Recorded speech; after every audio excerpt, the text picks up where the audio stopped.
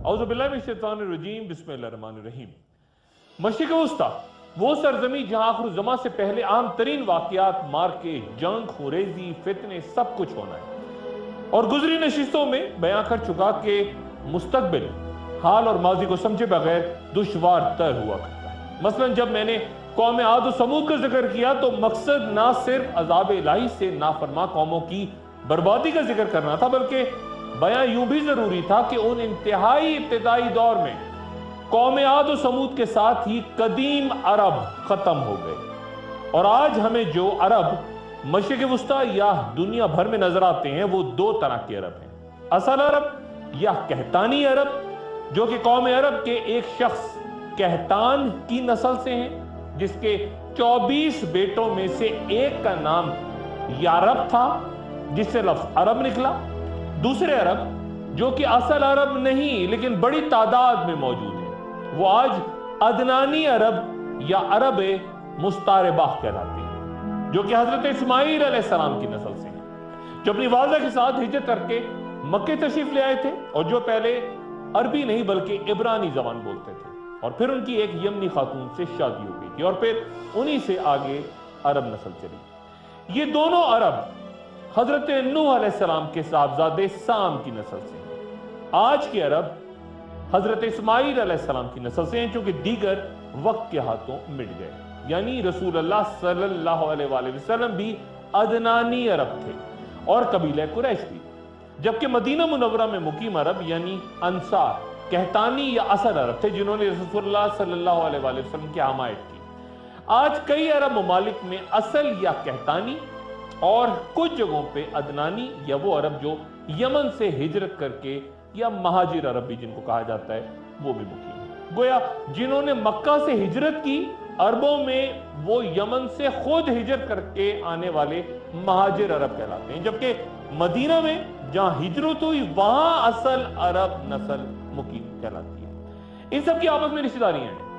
यकसा अंदाज हयात है, लेकिन एक कबायली निजाम की मखसूस गहरी तफरीक बहरहाल इनमें मौजूद है। आज दुनिया में 450 मिलियन के लगभग अरबी जबान बोलने वाले मौजूद हैं और अरबी के हरूफ तहजी लातीनी हरूफ तहजी के बाद सबसे ज्यादा जबानों यानी अरबी समेत फारसी, पश्तो, उर्दू वगैरह में इस्तेमाल होते हैं। आखिर ज़मान यानी एंड ऑफ टाइम में अहादीस के मुताबिक दुनिया की आबादी बहुत कम रह जाएगी और ऐसा होने की जो मुमकिन वजह समझ में आती है वो एक बड़ी एटमी जंग है, एक बड़ी न्यूक्लियर वॉर, जिसके नतीजे में बड़ी कौमें, बड़े लोग, बड़ा इंसान खत्म होता है। चुनांचे उसके बाद गालिबन आखिरी बड़े मार के शायद 6 या 7 अरब इंसानों के दरमियान में नहीं बल्कि उस दौर में मौजूद दुनिया की तमाम बड़ी आबादी लड़ने के लिए, क्योंकि मौजूद ही नहीं होगी और इंसान बड़े शहरों को छोड़ के अपनी जान बचाने के लिए दूर दराज कहीं पहाड़ी इलाकों की पनाह लेने पे मजबूर होगा, इसलिए उनके दरमियान होगा। मुस्तकबिल में क्या होगा ये सिर्फ अल्लाह की जात ही जानती है। मैं सिर्फ सदियों पहले बयान की गई सही अहादीस और सबसे बढ़ के कुरान शरीफ की आयात से असर हाजिर या मुस्तकबिल की तस्वीर कशी करने की कोशिश कर रहा हूं और हर मुमकिन एहतियात के बावजूद गलती का चूंकि भरपूर इम्कान है, इसलिए मैं अल्लाह ताला से माफी का इस सिलसिले की हर नशिस्त में अदा होते हर लफ्ज पे तलबगार भी। आखिरी मार के चूंकि सरजमीन अरब यानी यमन, शाम, नजद और हिजाज और बैतुल मक़दस समेत मशरिक़ वस्ता के कई इलाकों के अलावा वस्ती एशिया या फिर उस खित्ते में जहां जिसे खरासान भी कहा जाता है वहां होंगे,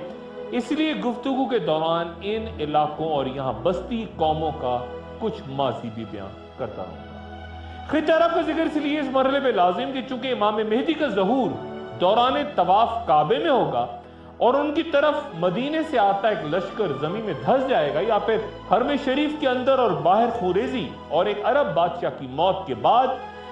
जंग और 3 बादशाहों के बेटों की काबे भी कब्जे की नाकाम कोशिश, ये सब कुछ मक्का में होगा। इसलिए इन तमाम जगहों का बताना भी जरूरी है, क्योंकि पहला वाकया यानी जरूर इमाम मेहदी ही वहां होगा, जिसके बाद दीगर वाकयात वहां से फैलेंगे। इसलिए कुछ जिक्र अरब का, सऊदी अरब, मक्का, मदीना, जद्दा, तबूक, ताइफ यानी सऊदी अरब के तमाम अहम तरीन शहर हिजाज में है, जबकि दारुल हुकूमत यानी रियाद नजद में है, जिसकी अहमियत सिर्फ यह है कि वहां سعودی خاندان موجود ہے جس کا تعلق اس علاقے سے، گویا اصل مقام حجاز ہے۔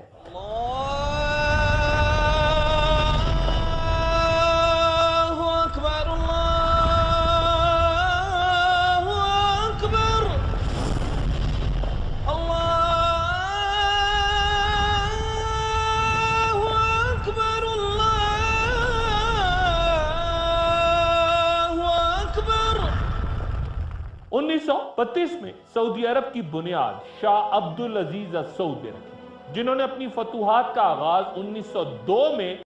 اپنے آبائی شہر نجد سے کیا تھا۔ 1922 تک انہوں نے پہلے تمام نجد اور پھر 1925 میں حجاز پر بھی قبضہ کر لیا۔ یہ سعودی عرب بنانے کی تیسری کوشش تھی جو کامیابی ہوئی، کیونکہ اس سے پہلے خاندان آل سعود 130 سال سے نجد سمیت دیگر علاقوں پر قبضے کی کوشش کر رہا تھا، لیکن ان تمام کوششوں میں اسے ناکامی کا سامنا رہا تھا۔ اور آخری کوشش کے بعد 1890 میں جب شاہ عبدالعزیز صرف 15 سال کے تھے تو ان کے خاندان کو ریاض سے پہلے قطر، پھر بحرین اور پھر کویت کی طرف جلا وطن کر دیا گیا۔ اور اس سے پہلے جب 1744 عیسوی میں ان کے جد امجد محمد بن سعود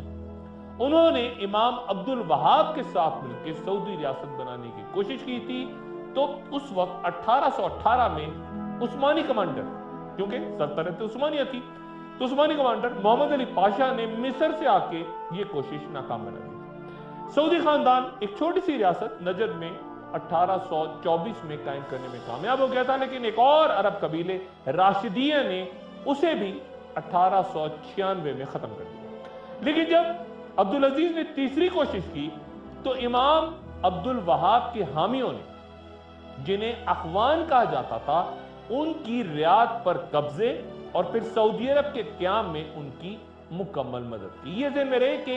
امام عبد الوہاب کے یہ پیروکار یعنی اخوان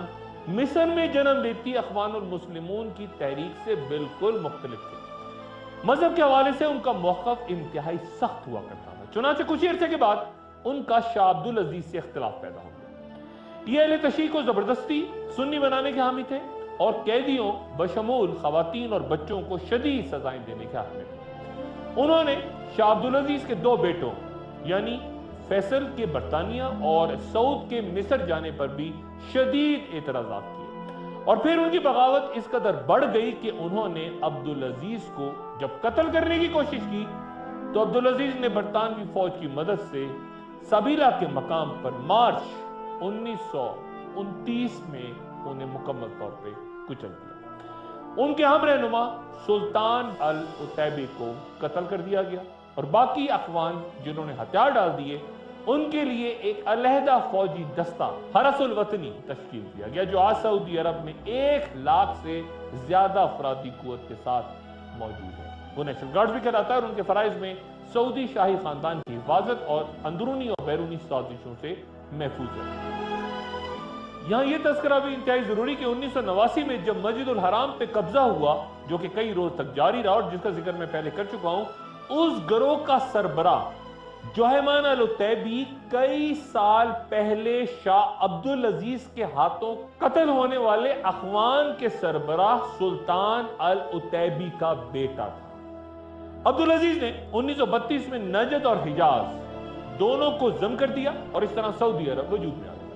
حجاز پر قبضہ شریف مکہ حسین ابن علی کو شکست دینے کے بعد ہوا۔ یہ وہ شریف مکہ تھے جنہوں نے پہلی جنگ عظیم کے دوران عثمانی خلافت کو کمزور ہوتا دیکھ کے بغاوت کے بعد خود کو خلیفہ کا لقب دے دیا تھا۔ یہ حجاز پر حکمرانی کرنے والے آخری ہاشمی تھے جنہیں اس منصب پہ عثمانیوں نے ہی مقرر کیا تھا۔ عرب سنی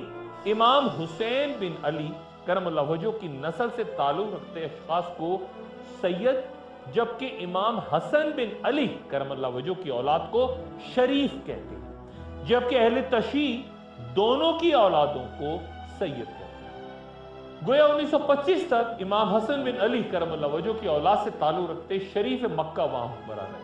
اور پھر جب ان کی خود ساختہ خلافت کا خاتمہ بھی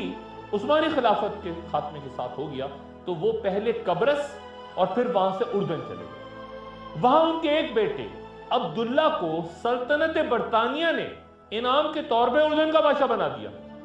کیونکہ انہوں نے لارنس آف عربیہ کے ساتھ مل کر عثمانیوں کے خلاف برطانیہ کا ساتھ دیا تھا۔ 20 جولائی 1951 کو اردن کے شاہ عبداللہ اپنے 15 سالہ بیٹے کے ساتھ یروشلم میں مسجد اقصی نماز پڑھنے گئے تو ان کو ایک فلسطینی نے گولی مار کے قتل کر دیا، جس کے بعد ان کے بیٹے طلال کو اردن کا بادشاہ بنا دیا گیا، جو کہ ذہنی مریض ہونے کے باعث ایک ہی سال میں اقتدار سے الگ کر دیے گئے، اور پھر ان کے بیٹے 17 سالہ شہزادہ حسین بن طلال کو بادشاہ بنایا گیا، جو کہ اردن پر 1952 سے لے کے 1999 میں اپنی وفات تک حکمرانی کرتے رہے، اور جنہیں ہم شاہ حسین کے نام سے جانتے ہیں، اور جو کہ اردن کے موجودہ شاہ عبداللہ کے والد تھے۔ جہاں انگریزوں نے شریف مکہ کے ایک بیٹے کے خاندان کے حوالے اردن بطور انعام کر دیا، وہیں شریف مکہ کے دوسرے بیٹے فیصل کو انگریزوں کا ساتھ دینے کے انعام کے طور پہ پہلے عراق و شام اور پھر عراق کی بادشاہ دے دی گئی،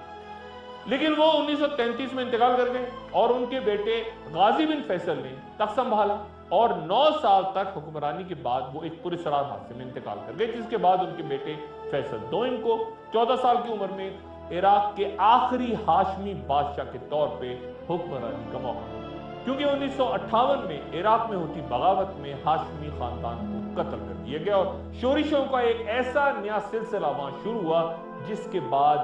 آگے جا کے وہ صدام حسین کے اقتدار پہ ختم ہوا، لیکن ہاشمی خاندان وہاں سے ہمیشہ کے لیے ختم ہو گیا، اور آج صرف اردن میں موجود ہے۔ یہ ہاشمی خاندان اردن کے علاوہ دنیا کے دیگر علاقوں میں انتہائی مختصر نمائندگی رکھتا ہے۔ ایک مختصر سا وقفہ اور اس کے بعد دوبارہ حاضر ہوتا ہے۔ خوش آمدید۔ وہ اہم حدیث ایک بار پھر یاد دلا دوں کہ آخر الزمان میں عرب قبائل میں سب سے پہلے قریش کا قبیلہ ختم ہوگا، اور یہ بات بھی ذہن میں رہے کہ ماضی و حال کے کئی جہادی گروہ اسرائیل کے بجائے حجاز کا رخ کیوں کرتے ہیں؟ یہ سوال اکثر پوچھا جاتا ہے، اس لیے کہ امام مہدی کا ضرور کعبے سے ہوگا، دوران طواف اور بیت المقدس سے متعلق واقعات یا بڑے مارکے اس کے بعد ہوں گے، جیسا کہ ان گروہوں کو یقین ہے۔ گویا واقعات کی کڑیاں آگے بڑھنے سے پہلے مکہ سے امام مہدی کا ظہور لازم ہے۔ پھر اس نقطے پہ بھی زور دینا ہوگا کہ حجاز عام ہے، نجد نہیں، اس لیے نہ صرف جہادی تنظیموں بلکہ جھوٹے مہدی بھی سیاہ پرچموں کے ساتھ مکے کا رخ کرتے ہیں۔ رعایت کریں، دونوں مسالک کے درمیان صدیوں پرانے اختلافات کی تفصیل میں جائے بغیر، جو کہ اس گفتگو کا قطعاً موضوع نہیں، یہ وضاحت لازم ہے کہ اہل سنت کے نزدیک امام مہدی پیدا ہوں گے، اہل بیت سے ہوں گے، اور ان کا نام محمد بن عبداللہ ہوگا، اور وہ خلافت قائم کریں گے، وہ خلافت جو 4 خلفائے راشدین کے بعد ملوکیت یا بادشاہت کا روپ دھار کے ختم ہو گئی تھی، جبکہ اہل تشیع کے نزدیک امام مہدی پیدا ہو چکے ہیں، غیبت کبریٰ میں ہیں، یعنی 12ویں امام غائب ہیں، جو کہ دنیا میں موجود ہیں اور ایک مقررہ وقت پہ دوبارہ ظاہر ہوں گے، اور ان کا نام محمد بن حسن العسکری ہے، یعنی وہ 11ویں امام حسن العسکری کے صاحبزادے ہیں۔ یہ تذکرہ یوں ضروری کہ ماضی کی طرح آج کے تمام تنازعات، تمام لڑائی جھگڑے جو مشرق وسطیٰ کو اپنی آغوش میں لے چکے ہیں اور جو کچھ وہاں مستقبل میں ہونے جا رہا ہے، تمام تر سیاست وہاں مکمل طور پہ مذہب اور مسالک سے جڑی ہے۔ 70 کی دہائی میں جب ایران پر رضا شاہ پہلوی کی حکومت تھی تو عراق میں آیت اللہ باقر الصدر نجف میں انتہائی فعال تھے، اور اپنی جلاوطنی کے دوران آیت اللہ خمینی بھی ان سے مسلسل رابطے میں تھے۔ یہ دونوں شخصیات عراق میں صدام حسین کی باتھ پارٹی کے سوشلسٹ نظریات اور ایران میں رضا شاہ پہلوی کی سیکولر امریکہ نواز حکومت، ان دونوں کی مخالفت میں اکٹھی تھی، اور جب آیت اللہ خمینی نے ولایت فقیہ کے تصور کو جامع انداز میں پیش کیا، جہاں امام غائب یعنی 12ویں امام کی غیر حاضری میں مرجع عام سیاسی اور مذہبی امور پہ فیصلہ دے سکتا ہے، تو کئی شیعہ علماء نے اس تصور سے اختلاف کیا، لیکن عراق میں آیت اللہ باقر الصدر نے ان کی توثیق کی، اور نتیجتاً آخر الزمان میں امام مہدی کے دوبارہ ظہور پذیر ہونے کے بارے میں صدیوں سے جاری بحث نے ایک نیا رخ اختیار کیا۔ 1977 میں آیت اللہ صدر نے 50 صفحات پر مشتمل ایک کتاب اس موضوع پہ تحریر کی، جس کے 8 میں سے 4 ابواب امام مہدی کے غیبت کبریٰ کے بارے میں ہیں، 2 ان کی طویل زندگی کے اسباب اور 2 آخر الزمان میں امام مہدی کے کردار کے بارے میں۔ آیت اللہ صدر نے لکھا کہ امام مہدی ہمارے درمیان رہتے ہیں، ہم سب کے مسائل اور مصیبتوں کو دیکھتے ہیں، ہماری خوشیوں میں شریک ہوتے ہیں اور بے تابی سے اس گھڑی کا انتظار کر رہے ہیں جب وہ خود درست سمجھیں اور اپنے آپ کو ظاہر کریں۔ انہوں نے مزید لکھا کہ 2 شخصیات کو دنیا میں عرصۂ نو ترتیب دینے کا حکم اللہ تعالیٰ نے دیا ہے۔ پہلے نوح علیہ السلام جن کی عمر 950 سال بیان ہوتی ہے، اور دوسرے امام مہدی جو 1000 سال سے زائد مدت سے زمانے کی آنکھوں سے اوجھل ہے۔ باقر صدر نے یہ بھی لکھا کہ حالات تیزی سے ظہور مہدی کی طرف بڑھ رہے ہیں، اور کیا یہ ضروری نہیں کہ ہم نہ صرف روحانی بلکہ عسکری طور پہ بھی خود کو ان باتوں کے لیے تیار کریں۔ 1977 میں اس تحریر کے بعد صدام حسین کی جانب سے عاشور پہ پابندی لگا دی گئی، اور نتیجتاً نجف اور کربلا کے کئی علاقوں میں ہنگامے پھوٹ پڑے۔ کئی شیعہ علماء نے عراق چھوڑ کے لبنان میں پناہ لی، جن میں آیت اللہ حسن شیرازی بھی تھے، جنہوں نے امام مہدی کے ظہور سے متعلق باقر الصدر کے نظریات کی مکمل حمایت کر دی۔ 2 سال بعد رضا شاہ پہلوی کی حکومت ایران میں ختم ہو گئی، اور جب آیت اللہ خمینی ایران واپس پہنچے تو لاکھوں افراد نے ان کا استقبال کیا اور ایران میں اسلامی انقلاب کی بنیاد پڑی، جس کے نتیجے میں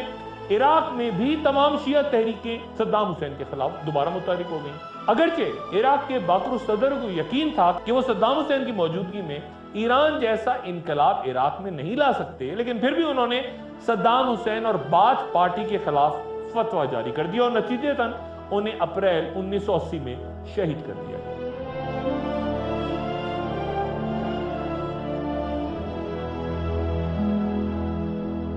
اور اس کے چندی ماہ بعد تمام سنی عرب ممالک نے امریکہ کی حمایت کے ساتھ عراق کی قیادت میں ایران پر حملہ کر ایران عراق جنگ۔ لبنان میں باعث پارٹی کے کمانڈوز نے آیت اللہ شیرازی کو بھی مار دیا، اور کئی شیعہ علماء نے دمشق میں حضرت زینب رضی اللہ تعالیٰ عنہ کے مزار میں پناہ لی، یا پھر جنوبی لبنان میں پہنچ کر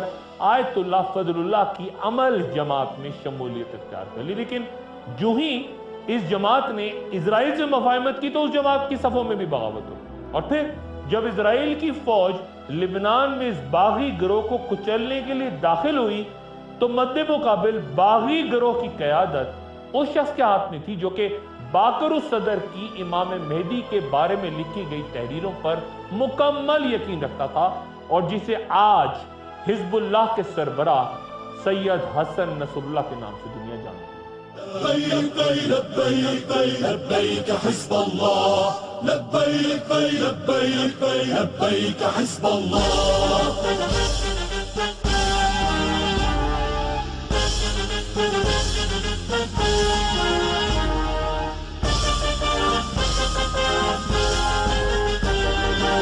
أصبر عصبت جبين ومشيت بموكب حزب الله بيمين وأنا الموعود بنصر الله اس دوران عراق اور لبنان میں متعدد کتابیں امام مہدی کے حوالے سے لکھی جاتی رہیں، خصوصاً جنوبی لبنان میں مقیم اہم مصنف کمال سلیمان جو ترکی کے سخت مخالف تھے، سید نجیب محمد کی کتابیں سائنسی انداز میں آخر الزمان کی وضاحت کے ساتھ سامنے آتی رہیں اور یہ نقطہ بیان کرتی رہیں کہ امام مہدی کے ظہور میں تاخیر کی وجہ یہ ہے کہ مسلمان آپس میں لڑ رہے ہیں، خانہ جنگی کا شکار ہیں، اور چونکہ اس کے نتیجے میں مسلمانوں کے دشمن طاقتور ہو رہے ہیں جنہوں نے آگے جا کے سفیانی کے لشکر کا امام مہدی سے جنگ کے وقت ساتھ دینا ہے، اس لیے امام کے ظہور سے پہلے اس کمزوری کا خاتمہ ضروری ہے۔ ایک وقفہ اور وقفے کے بعد دوبارہ سے خوش آمدید۔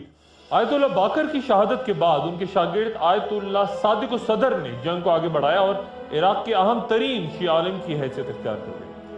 وہ امام مہدی پر متعدد تصانیف لکھ چکے تھے، لیکن ان کی نہ صرف صدام حسین سے دشمنی جلدی شدت اختیار کر گئی بلکہ کئی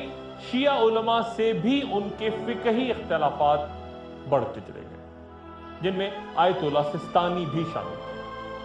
2 فروری 1999 کو آیت اللہ صادق الصدر نجف کی ایک مسجد سے اپنے 2 بیٹوں کے ہمراہ نماز پڑھ کے نکل رہے تھے تو ان کی گاڑی پر چاروں طرف سے گھیر کر شدید فائرنگ کی گئی اور نتیجتاً وہ اپنے 2 بیٹوں کے ساتھ شہید ہو گئے، جبکہ تیسرا بیٹا جو اس وقت 25 برس کا تھا وہ زندہ بچ گیا. اور 2003 میں جب عراق پر امریکی حملہ ہوا تو اس دوران وہ بیٹا مہدی آرمی کی قیادت کرتا ہمارے سامنے آیا، یعنی مقتدیٰ صدر. مقتدیٰ صدر نے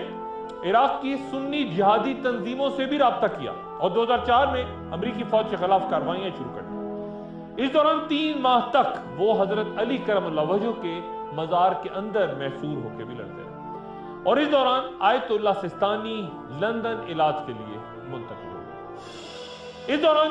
امریکی اور اتحادی فوج کو تمام تقاریر میں مقتدیٰ صدر دجال یا دجالی قوتیں کہہ کر پکارتے رہے اور ان کے جنگجو ساتھی بھی قابض افواج کے ساتھ ساتھ صدام حسین کی باعث پارٹی کے رہنماؤں کو چن چن کے قتل کرتے رہے. لیکن بعد میں مختلف قوتوں کے درمیان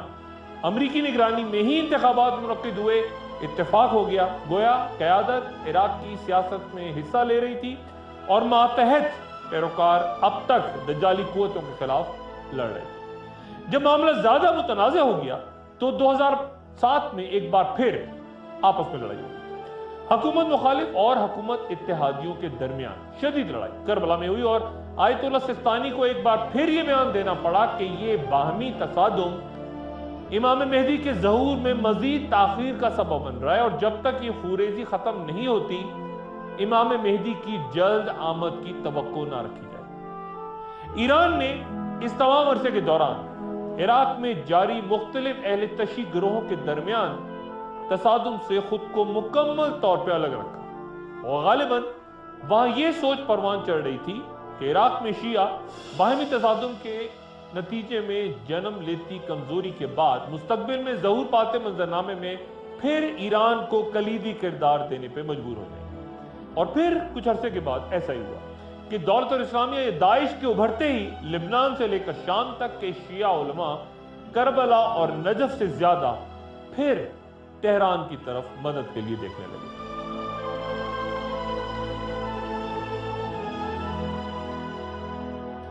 داعش نے اپنی جنگ کی ابتدائی اہل تشیع کے خلاف فتووں اور ان کے قتل سے کیا، جس کے لیے انہوں نے بھی آخر الزماں یا اینڈ آف ٹائم سے پہلے سرزمین پہ باطل قوتوں کے مکمل خاتمے کو بطور دلیل استعمال کیا. گویا آپس میں برسر پیکار ان جہادیوں کے پس پردہ جو بھی عالمی یا علاقائی طاقتیں ہوں، ان کے اپنے معاشی یا سیاسی مقاصد ہوں، قدرتی وسائل سے لے کے خطے پہ بالادستی تک کے لیے منصوبہ بندی ہو، تیل کا کھیل ہو، بندرگاہوں کے لیے لڑائی ہو، لیکن ان کے لیے لڑتے گروہوں کے ہاتھوں خوریزی کے لیے آخر الزماں میں اس علاقے کی اہمیت ہی ہمیشہ ان کے سامنے بیان ہوتی ہے، یعنی جو لوگ لڑ رہے ہوتے ہیں. تمام تر پروپیگنڈا لٹریچر اس مواد سے بھرا ہے جہاں خود کو حق اور مد مقابل کو باطل قرار دے کر موجودہ افراتفری کو فیصلہ کن مارکا قرار دیا جا رہا ہے. آخری زمانے کی جنگوں سے تشبیہ دی جا رہی ہے. تو پھر سچ اور جھوٹ کے درمیان فرق کیسے کیا جائے؟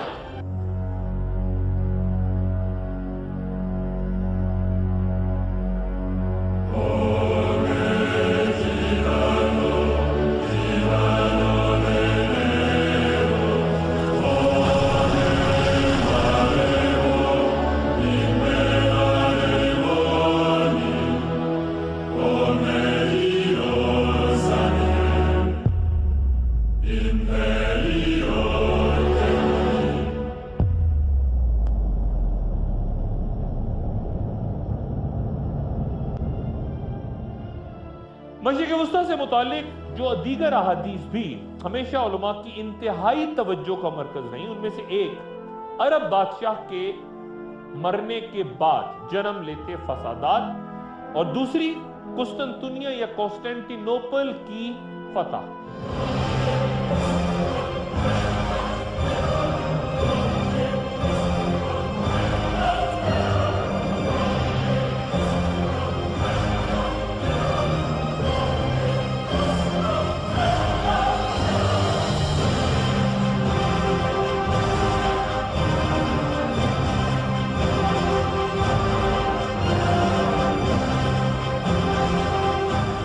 قسطنطنیہ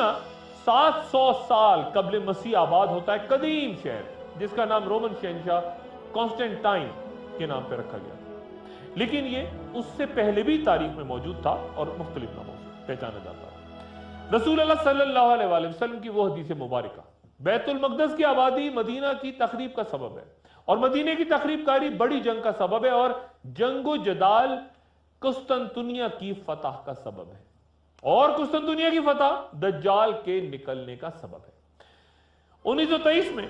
خلافت عثمانیہ کے خاتمے کے بعد قسطنطنیہ کا نام تبدیل کر کے استنبول رکھ لیا گیا اور دارالحکومت بھی انقرہ منتقل کر دیا گیا۔ علماء دین کے نزدیک یہ انتہائی حیران کن اور پراسرار سا واقعہ تصور ہوتا ہے کہ آخر مصطفیٰ کمال پاشا نے کیوں ایک ایسے شہر کا نام بدل دیا جس کا نام یمن یا بلد الشام کی طرح احادیث میں موجود ہے۔ اور پھر بہت سے ترک علماء کے مطابق انہوں نے پھر وضاحت کی کہ قسطنطنیہ کی جس فتح کا ذکر احادیث میں آخر الزماں کی اہم علامت کے طور پہ بیان ہوتا ہے، وہ فتح تو کئی صدیوں پہلے عثمانیوں کے ہاتھوں ہو چکی ہے، لیکن علماء کی بڑی تعداد اس بات پہ متفق ہے کہ قسطنطنیہ کی جس فتح کا ذکر احادیث میں ہے وہ آرماگیڈن یا ملحمۃ الکبریٰ کے بعد ہوگی، جو کہ اب تک نہیں ہوئی۔ اس کے بعد ظہور دجال ہوگا، پھر قسطنطنیہ کی فتح ہوگی، لیکن یہ سوال اہم کہ جس شہر کا نام لے کے فتح کا ذکر کیا گیا، نہ صرف اس کا نام ہی بدل دیا گیا بلکہ یہ بھی کہ اس کے نام کے استعمال کے خلاف ہی قانون بن گئے۔ آپ قسطنطنیہ کا نام نہیں لے سکتے۔ گزرے چند سالوں کے دوران ترکی جو مشرق وسطیٰ کے دیگر ممالک سے خود کو الگ رکھ کے ایک انتہائی مضبوط ریاست کے طور پہ ابھر رہا تھا اور ایک ماڈل ترکی ماڈل کہلاتا تھا،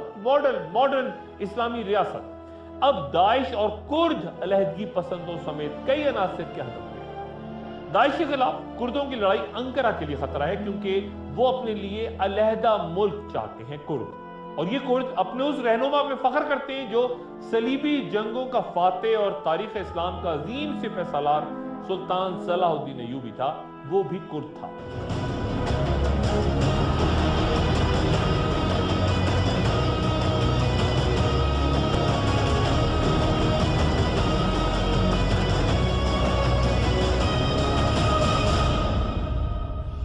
قسطنطنیہ کا نام کیا کسی خوف کی وجہ سے تبدیل کیا گیا؟